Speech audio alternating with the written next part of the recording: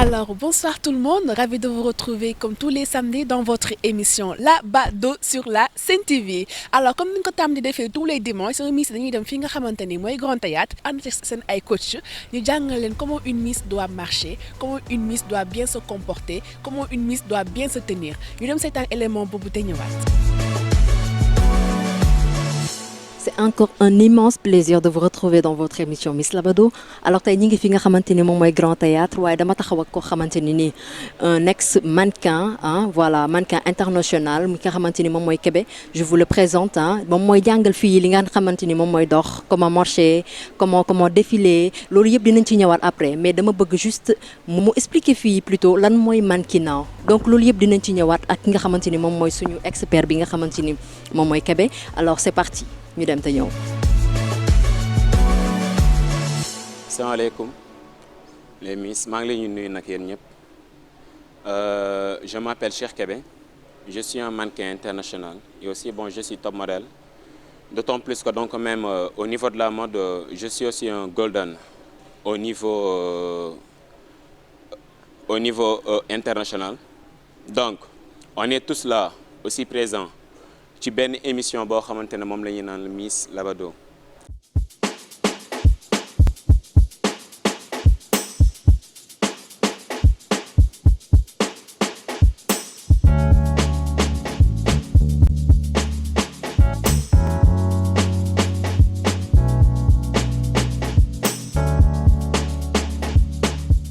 suñu paree ñu dox ñu dem mais ci dox bi suñu fexee ba taxaw pause suñu siggee jeex na. suñu bopp nañ séntu ci seetu suñu bët ak bët la bu ñu xool leneen loo xamante ne carrément que ñun moom ñuy xool wala lenn.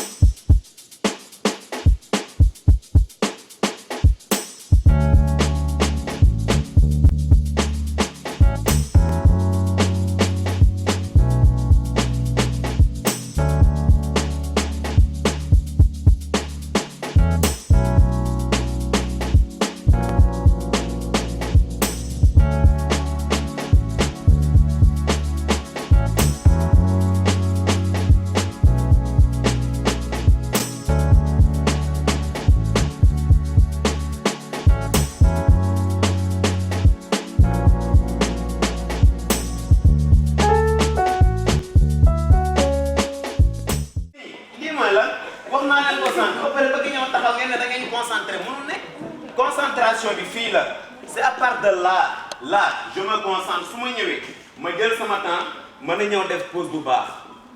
mënu nekk sinon boo lii boo ko defee boo ñëwee il faut nga taxaw defar sa tànk pour mën a ñëw def pause.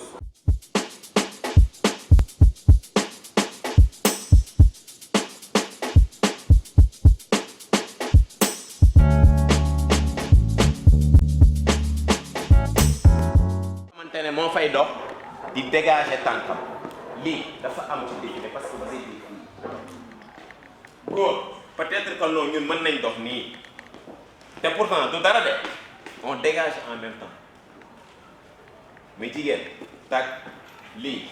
dafa am lii ci dégage ci déhanche ci dégage ci déhanche 1 2 3 4 nga génn mais ci wul de déjà yéen a ngi dem ba fay ku nekk ngi def nii pause 1 entrée fii à partir de là je défile tapis rouge baa ngi nii là je défile tac tac tac xool leen sama temps bi je fais 1 2 la direct.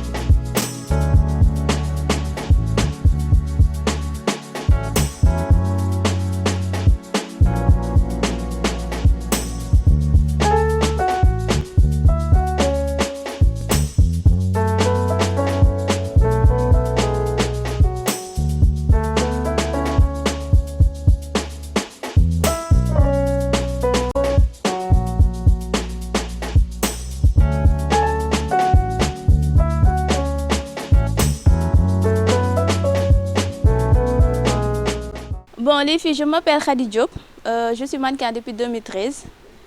Bon, j'ai fait l'émission Miss Labado saison 2. Maintenant, bon, c'est vrai que beaucoup de coaching de saison 3 jusqu'au saison 4. Bon, mon année mannequinat ak Miss, c'est vrai que nous leen di jaawale mais duñu ben. Doxinu Miss dafa am, doxinu mannequin dafa am. Mais doxinu mannequin moo gën a compliqué parce que y a beaucoup de différentes poses. Alors que Miss amul pose, juste que dañoo soxla ce croisement normal, ce reetaan bi nga voilà quoi, nga jigéen en fait.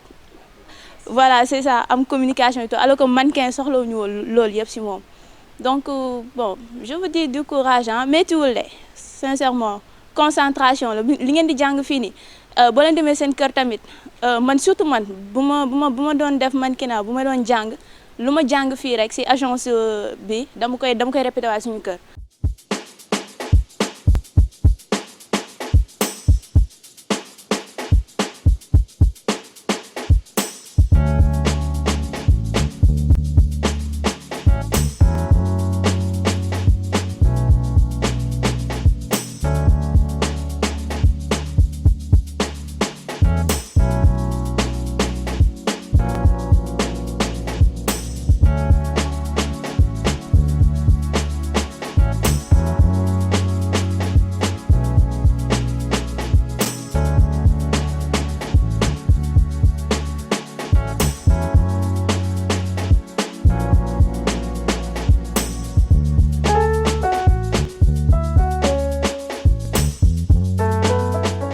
Lu tax ma bëgg bokk ci Miss Labado bi c'est parce que j'ai toujours aimé le milieu mannequinat, tout ce qui est mode, etc. Miss Labado, ça n'a rien à voir avec le mannequinat, mais bon, c'est toujours en matière de mode.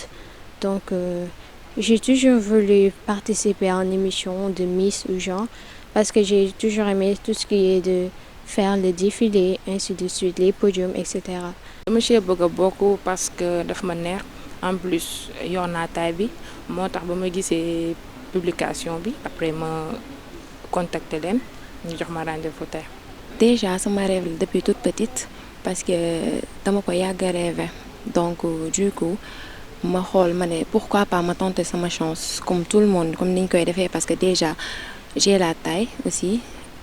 peut-être am naa qualité yi donc c'est pourquoi ma choisir pour def ko. émission bi dama ko yàgg suivre et daf ma yàgg neex ma ni xaaral ma gis annonce yi télé ma jël numéro bi ma woote ma ni xaaral ma participer. répétition yi neexoon na trop dinañu jàngal ni ñuy doxee tout ça dinañ defaraat suñuy doxin en plus. maa ngi tudd Linka sant bari dama ko seetaan ci télé bi mu neex ma daal ma ne naa ñëw participer moo tax ma ñëw daal. Parce que depuis toute petite je rêve d'être mannequin un jour et j'aimerais faire quelque chose avant d'atteindre mon but. dama bëgg a participer Miss Labado parce que daf ma neex en même temps avantage yu ci nekk aussi bëgg naa ci. man maa ngi ak sama yaay parce que sama papa dafa décédé mais sama yaay mooy sama lépp lépp lu may dugg moom moo koy xam lépp même ba ci fii may participer sax moom moo ma jox accord bi. WhatsApp boo ko waxee dinaa ci sawar tontu parce que WhatsApp am na ay avantages des fois dañ ciy envoyer ay vidéo yu baax yu am solo des fois surtout ay weeru koor noonu mais am na ay inconvénients tamit parce que des fois ñu envoyer ci ay vidéo des fois groupe WhatsApp yi tam ñu ci wax lu kenn xamul moo tax loolu nag mooy inconvénient WhatsApp. WhatsApp moom fi mu toll nii damay wax ñaari affaire la rek am na ñu ci defaru mais en fait tamit am na ñu ci yàqu parce que déjà mi ngi jàngale mi ngi yàq tamit ci sama gis-gis. On peut dire qu'il y a beaucoup d'inconvénients et d'avantages. Bon, pour les avantages aussi, bon, tu peux ne pas avoir de crédit et tu peux te connecter sur WhatsApp parce que ça sera plus facile même pour de discuter avec des amis, la famille et tout, ton entourage quoi. Et aussi, il y a beaucoup d'inconvénients. La raison pour laquelle j'ai participé à Miss Labado, je sais pas, mais c'est une passion pour moi parce que c'est pas la première fois que j'ai voulu y participer, ça fait longtemps. Peut-être que c'est maintenant et je pense que ça va le faire. li tax ma participer ci Miss Labado dama yàgg bëgg ay affaire de défilé affaire mannequinat. WhatsApp avantage yi mooy mën nga di communiquer ak sa famille yi nekk extérieur di leen jot ci lu yomb de frais bi du bëri di nga ci am kii yu bëri daal opportunité yu bëri ci WhatsApp bi inconvénients yi mooy dina la teree jàng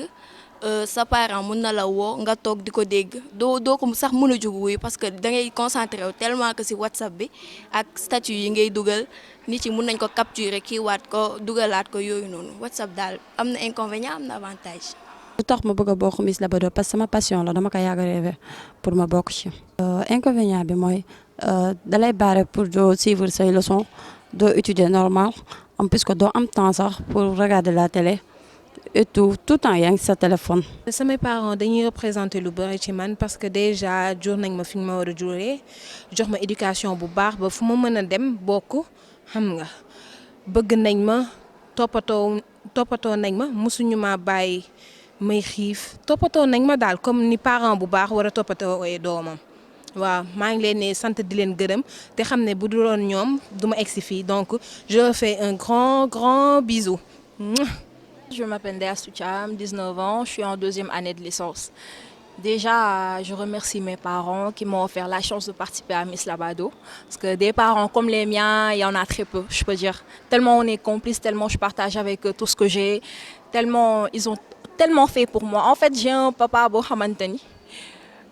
dem jëndi yére sax iñaanee na ko juste pour notre plaisir. Lui, il préfère aller nous acheter des pâtisseries ou quelque chose du genre pour voir notre sourire plutôt que moom dem jënd yére sol ko. Donc il y a très peu de parents qui osent faire ça. samay parents rôle bi ñu def ci man nekk na rôle bi nga xamante ni si maa ngi leen ciy sant bu baax di leen ci gërëm parce que def nañ ci ñun yar teggin def ci ñun dignité ak personnalité.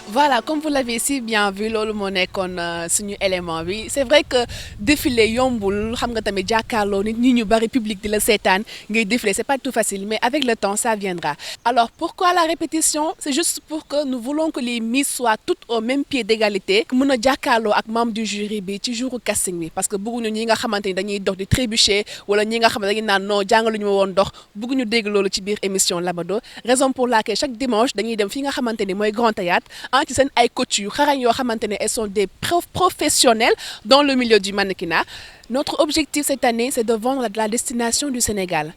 Gis ngeen la fois passée demoon nañu Saint-Louis ak ci yeneen lieux touristiques. Cette fois-ci nag sama sœur moo ma teewal fi nga xamante ni mooy Parc Hann ànd ceeg sama Labado yu yanj yi macha allah. Alors ma sœur Ndeya ma bàyyi la ak micro bi.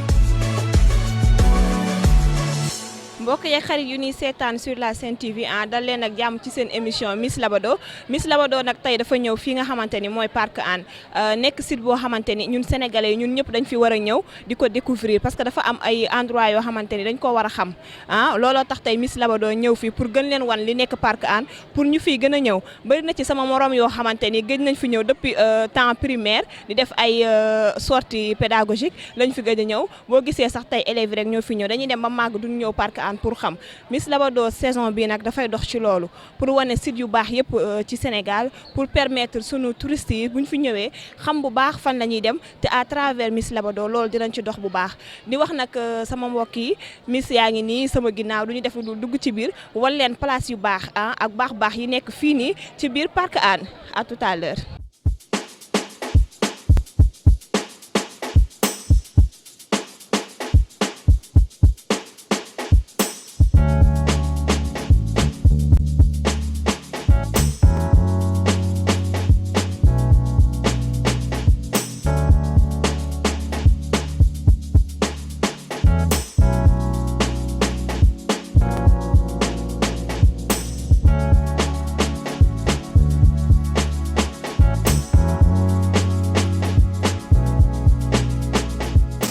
maa lay fay maa ngi tudd Abdoulaye Wade man maay éco guide parc zoologique bu Hann bi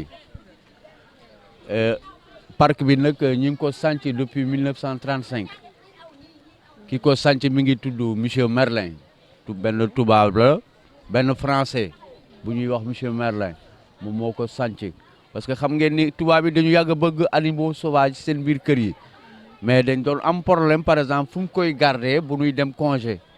loolu moo indi waa ji xalaat mu créer parc zoologique.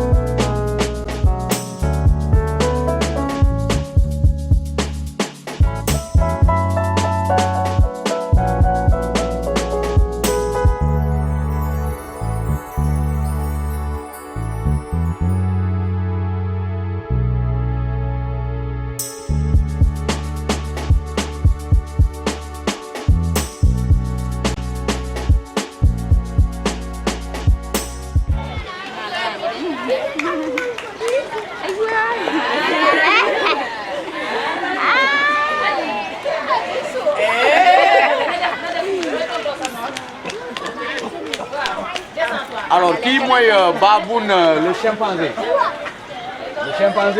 ñu ne leen mooy animal bi nga xam ne moo gën a jege doomu aadama animal la boo xam ne dafa jege doomu aadama parce qu'il comprend beaucoup ah moom it boo xoolee baaraam yi juróom la ci loxo yi comme ñun ci tànk yi la même chose.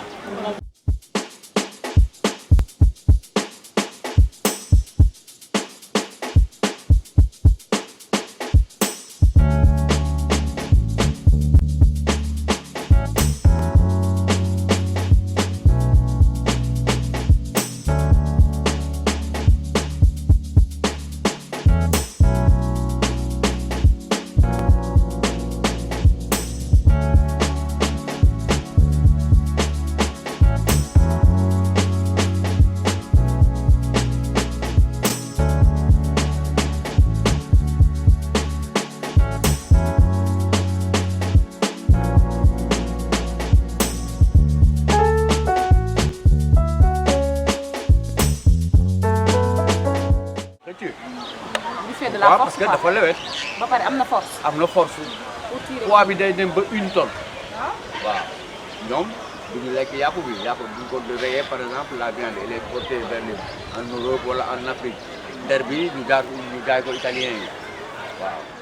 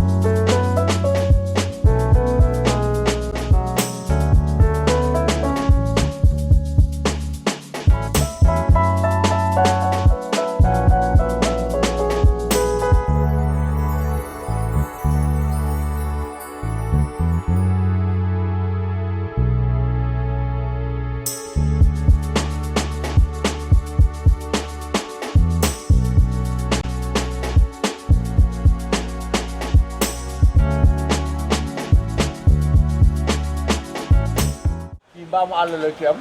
dafa ko cher moom nee nañ doole bi yëpp mi ngi ci bopp bi pourquoi parce que bu la mbëkkee gis ngeen xam nga dafay am ay défense léegi bu koy génnee ak doole dafa am lu bëri lu muy dagg ci biir amoo chance da ngay dee moo tax gis leen gaynde du ko attaqué généralement frontalement ginnaaw rek la koy doxee mais du ko attaqué jamais frontalement parce que toujours day calculer mën na koo mbëkk te bu ko mbëkkee yàqu na moom tamit dafay jur day jur ñaar ba juróom-ñetti doom mën na dund ba 24 ans poids bi day dem ba 80 kilos mbaam nag xam nga moom bañu dara moo tax moom régime alimentaire am c'est omnivore.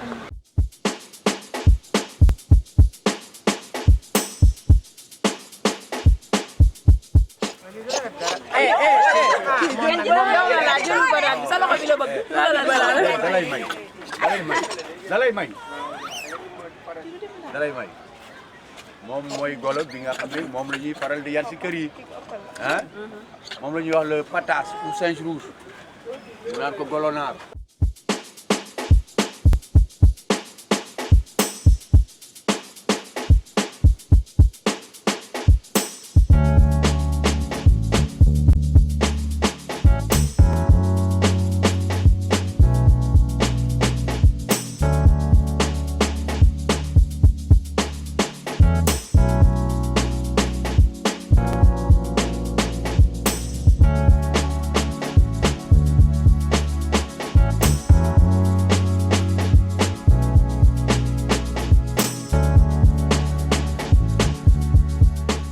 Oiseau du monde qui ne vole pas mais c'est très vite parce que moom day ci organiser ay courses les États-Unis d'Amérique dans les pays arabes et aussi en Afrique du Sud parce que vitesse am ñu ngi koy natt ci 70-80 kilomètres donc presque comme oto la te poids bi day dem ba 150 kilos kon kooku mën na yenu koo xam ne am na 60 kilos 55 daw ak moom waaw. parce que milieu naturel am désert la désert lan moo fa gën a bëri du gannuus.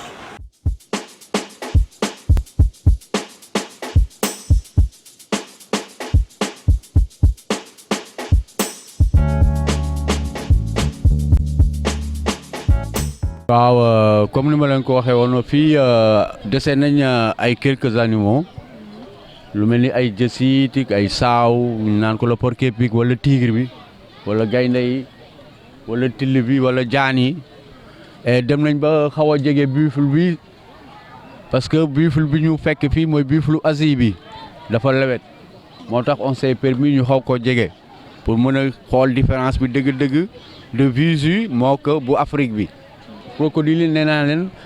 moom tamit dañ koy faral di wax un as du camouflage parce que dafa mën a nëbbatu léeg-léeg am na mu ne muy ne mbapp ci suuf si parce que dafay xaw a nuroog suuf si doo ko gaaw a xàmmee mu nekk ci ndox mi léeg-léeg mu nuroog xeer wala bant moo tax ñu lay digal boo demee ay dëkk yu wala ay réew yu am dex booy sangu defal sa bopp ni du lu nuroog xeer ci biir dex bi moo mën a nekk xeer du lu nuroog aussi bant ci biir ndox mi moo mën a ne bant mën na nekk aussi jësit te jësit neexut a mucc ci biir ndox gaaw na ci am na ci doole. maa ngi leen di gërëm maa ngi leen di ñaanal yéen ñëpp ngeen nekk première ah. mënta ne. mais amaana yàlla mën na koo def de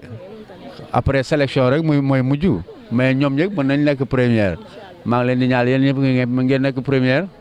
ah et à l'année prochaine incha allah.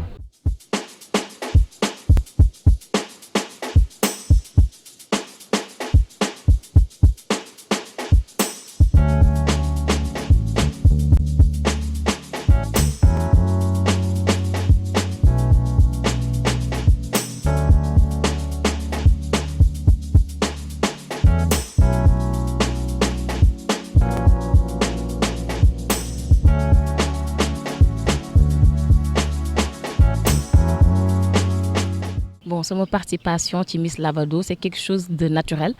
dans la mesure où ça m'a toujours plu. Et j'ai vu l'annonce sur Sen TV. Donc j'ai appelé directement la personne qui gère le truc et il m'a inséré dedans. Et c'est avec plaisir que j'intègre le groupe. Miss Labado, lu tax ma participer si daf ma yàgg a neex daal moo tax ma participer si. gëj naa fi depuis bu may def primaire bu ñu fi ñëwee sorti booba léegi delluwaatuma fii. Parc Hann bi rafet na war nañ ñëw découvrir nature bi rafet na torop animaux yi tamit. émission bi daf ma yàgg a neex ba pare aussi tamit dama koy yàgg suivre daal ma ne peut-être ren naa tànn sama chance ba xam mun naa mu ñëw. Parc Hann bi moom neex na même fekkee dama xaw a tardé parce que Thiès laa jóge mais cool daal neex na dund nañ ko xàkkataay nañu fo nañu fii des trucs comme ça. li tax ma participer ci Miss Labado bi c'est parce que damaa gis ay avantages dafay tax nga xam lu bari loo xamul woon en plus daf lay dimbali ci jàng bi parce que am na compétence en culture générale loolu tax ma participer ci. Miss Labado en fait dafa nekk lu ma yàgg a bëgg dama yàgg a bëgg nekk ci wàllu milieu mannequinat et tout waaw ma gis ko à travers la télé ma ne pourquoi pas ma ñëw tenter sama chance. daf may yàgg neex ay affaire de mannequinat ma koy suivre tout le temps métier bu ma neex la daal. découvrir naa lu bëri daal comme gaynde yi xool naa yoo xam parce que fii moom lépp neex na ma wax macha allah. li waral sama participation sur Miss Labado c'est juste que j'avais une envie être une star et la mode bien sûr daf ma yàgg neex je pensais être même une mannequin de tout le temps je me dis merci. C'était cool kontaan naa trop amusé nañ man ak suñu copine yooyu yëpp neex na daal. Labado dama toog un jour man ak sama grand-mère ñu toog après may seetaan télé léegi yàgg naa ko bëgg en fait mais mënuma woon participer. visite bi ça a été parce que neex na te Parc Hann ça fait un bail ñëw mu fi woon gëj naa fi daal yàgg na. waaw franchement ça a été si c'était à refaire aussi dañuy ñëwaat parce que tey vraiment on s'est bien amusé on a fait des visites on a fait des découvertes aussi on a vu les animaux pas mal d'animaux aussi donc c'était vraiment intéressant. passe nañ ko ci jàmm bien vrai que ragaloon naa jaan yi ak ñoo bokk épiques yi on a passé une belle journée. visite bi tey mën naa ni métti na méttiwul mais ku bëgg sonn dama jàpp ni man maa bëgg moo tax mieux vaut ma sonn daal parce que man la jaral métti na méttiwul mais kontaan rek. si neex na trop. Je dirais que ça a été trop neex parce que bi mooy sama première fois may ñëw Parc Hann dama ko daan dégg nii rek amoon occasion pour ñëw fi mais aujourd'hui je me suis bien amusée waaw c'était drôle en plus. waaw ni ma gisee Parc Hann visite bi moom tey moom wax dëgg fa yàlla gis naa loo xamante ni peut-être fii mos naa fee ñëw mais boobu xale laa maa ngi def 6e maa ngi fi doog a ñëwaat gis naa fi loo xamante ni daal gën naa kaa gis affaire yooyu noonu. waaw neexoon na parce que yàgg naa ñëw ci parc bi mais te dañ ma expliquer lu bari loo xam ne xamu woon ma ko ci parc bi moo tax tey moom sama visite moom dafa spécial man tigre moo nekk sama animal préféré parce que dafa rafet moo tax. ça a été parce que gëj naa fi ñëw def na 3 ans gëj naa ñëw Parc Hann donc ma ñëw découvrir que ni renouveler waat nañ yenn affaire ça m'a beaucoup plu. dama leen di wax ñu ñëw visiter Parc Hann parce que vraiment site la boo xamante ne ça enseigne. Miss Labado dafa nekk affaire bi nga xamante ne daf ma neex parce que nit ñi buñ àndee dañuy doon benn di kaf di ree en plus di ànd dem visiter di dem di foo ànd di ree affaire boobu nag daf ma neex en plus dem ko yàgg bëgg. Ouais, ça a été super parce que j'aime ça génn visiter génn tuuti ci les 4 points mooy loolu noonu et ça a été super j'ai vraiment aimé. waaw xam nga ñun ñu ngi fi ñëw en 2010 lors du festival mondial des arts nègres bon bi ñu fi ñëwee dañ ñëwoon pour exposer pour def biennale bi après dem mais bi ñu présenté cet espace on a vu que espace bi war na mun a apporter am lu mu apporter Parc Hann ba pare Parc Hann d'abord ak population sénégalaise waaw ñu créé fa li nga xam ne moom mooy bois sacré di fi teg ay objets traditionnels ay masques traditionnels tout ce qui est traditionnel et qui touche à l'Afrique mu ngi fii ci espace bi ñuy wax bois sacré waaw comme li nga wax sànq li muy apporter parc côté tourisme daf ci bokk ak côté culture donte sax xëy na loolu bokkul woon seen programme mais ñun biñ ñëwee biñ ci waxtaan ak ñoom dañoo gis ne am nañu dégg-dégg ak déggoo boo xam ne war nañ fi mën a taxawal li nga xam ne moom mooy bois sacré. xam nga la femme africaine dafa sacré boo xoolee c'est dans 2 pays seulement la ñuy gis ne jigéen day sol masque muy Libéria ak Sierra Leone pour montrer la valeur de la femme africaine que ne dafa sacré suñu borom moo ko defal tawféex yoo xam ne lu mu bokk lu ne rek dañuy gis ne dafay baax dafay am benn particularité bu muy am bon boo xoolee sax am na fi ay statuettes yoo xam ne ça représente la femme kon jigéen lépp li nga xam ne luy meññeef lañ koy wax loo xam ne nit ñi dañ koy soxla si jigéen magasin wu sunu borom la sunu borom moo jël ay bagaasam denc ko si jigéen kon jigéen ñun dañ ko war a valoriser ak nu mu mën a mel dañ ko war a supporter maanaam jéem ko baaxal jéem ko teg ci axe yi nga xam ne moom la tradition africaine wax ne jigéen ci yii la war a dox. waaw nit nag mun na am nu mu soloo nu mu comporté woo ci kaw nii mu doon loo xam ne xëy na da lay jaaxal mais ñun du ñu jaaxal parce que bon loolu noonu liggéey nañ ci lu bëri suñu borom moo leen defal tawféex moo leen defal maanaam plaisir yooyu ñuy dund bokkut ak ñun bu fekkee 10 la 9 yi dañ koy jaamu yàlla benn bi mooy plaisir ñoom bu fekkee ñoom la ñoom 9 yëpp plaisir la benn mooy jaamu yàlla kon jigéen dañ ko war a yërëm toppatoo ko tette ko xamal ko ay yoon yi nga xam ne si la war a doxee parce que boo demee par exemple en Afrique noire y a des bois sacrés yoo xam ne ça appartient aux femmes jigéen ñi rek ñoo fay nekk di def seen i bagages ak yeneen.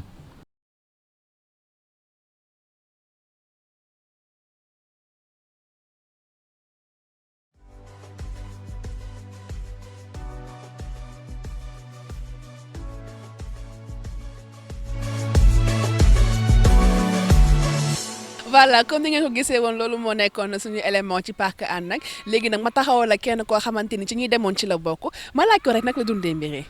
ma chérie maa ngi lay nuyu. Bon, on a fait des belles découvertes comme par exemple gis nañ ay animaux gis naa gaynde pour man du ma mës a gis gaynde ci sama àdduna dama ko gisee dama tiit sax sama man moo xam nga ñun moom pël lañ pël yi moom ñoom ragaluñu dara mais séeréer yi moom dañoo xaw a ragal keroog dama ree ba sonn suñu xarit yi et tout ça tu vois kontaan naa trop man mosuma dem nag parc Hann à cause de waa Sen TV mooy ñii di def émission Miss Labado ñoom ñoo tax ma dem parc Hann mais c'était la première fois ma dem parc Hann mais neexoon na trop inoubliable quoi macha allah. alors yow alpulaar nga mais nag man tam pël laa mais gàlle laa dégguma dara mais par contre bëgg naa nga lancer benn message sa parents yi nga xamante ne ñoo la may opportunité nga ñëw bokk ci émission Labado bi ban message nga leen di wax remercier say waa kër say waa koñ en alpulaar Aïcha ñu dem. ok salaamaaleykum mi salmini waa Richard Toll mi salmini babiyam mi salmini nena mi salmini mawraɓe mi accani hay goto mi salmini heɓe fof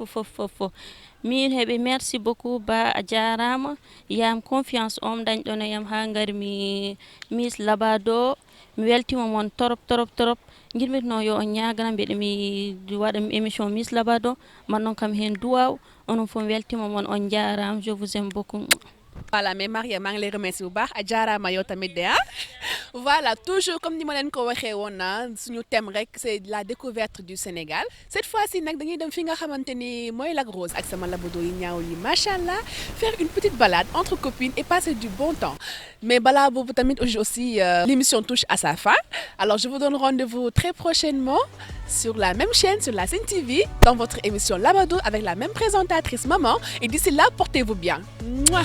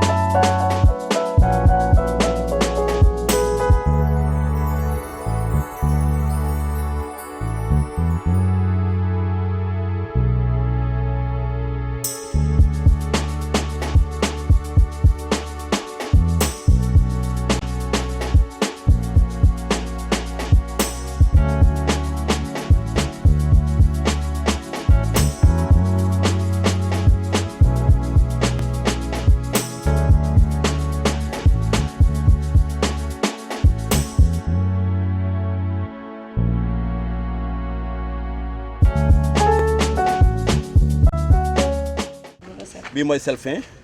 bii mooy sel moyen bi bii mooy sel fin bi gros sel bi bii mooy ba bu amee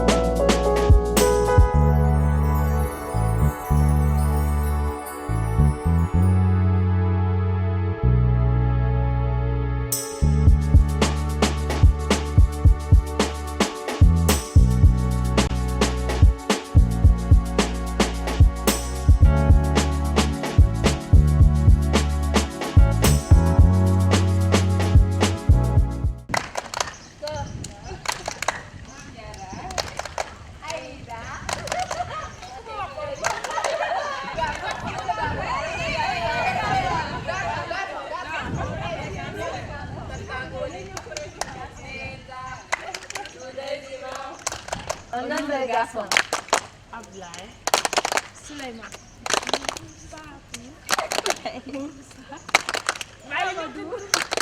Désirant. On a de auto.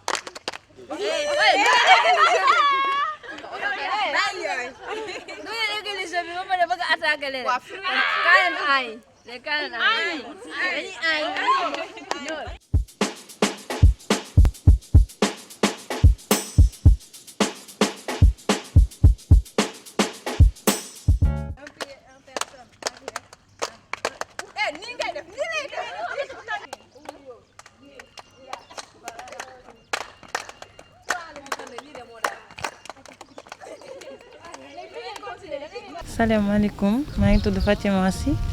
maa ngi dëkk Petit Mbao candidat la ci Miss Labado 2018 Miss Labado daf ma yàgg neex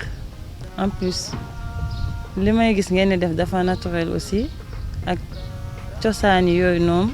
moo ma ci gën a neex en plus boo nee Labado xam nga Labado moom tukulóor la pël la parce que Labado boo ko déggee rek xam nga ne pël la moom Labado loolu daal moo ma ci neex dama kontaan trop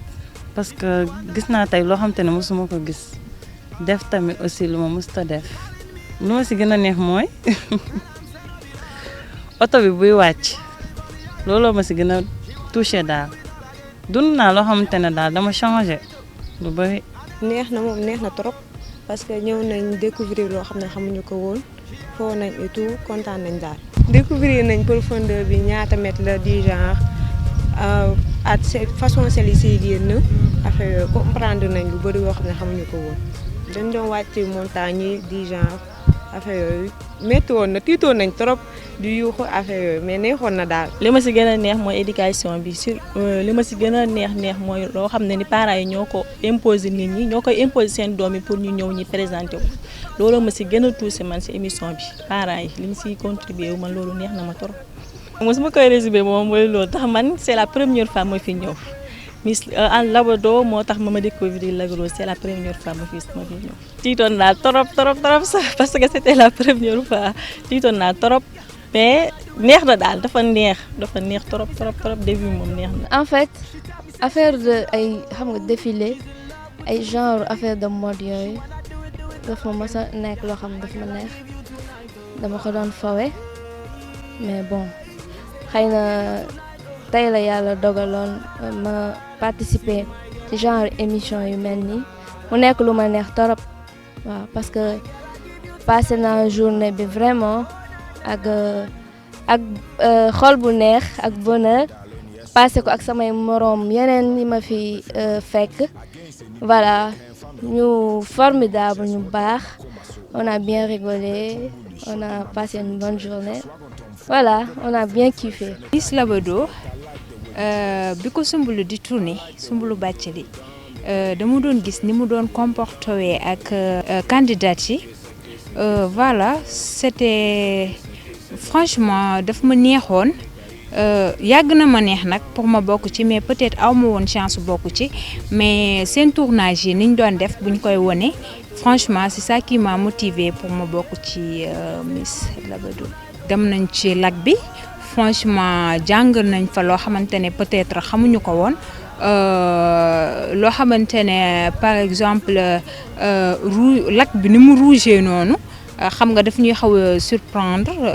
ñu gis ndox lac bu rouge noonu mais on nous a expliqué lan moo waral loolu. li ñu fi jàngat tey tax na ma xam Lac Rose di fi nekk yëpp surtout ci lac bi parce que xaw ma woon ne 3 sel moo fiy génn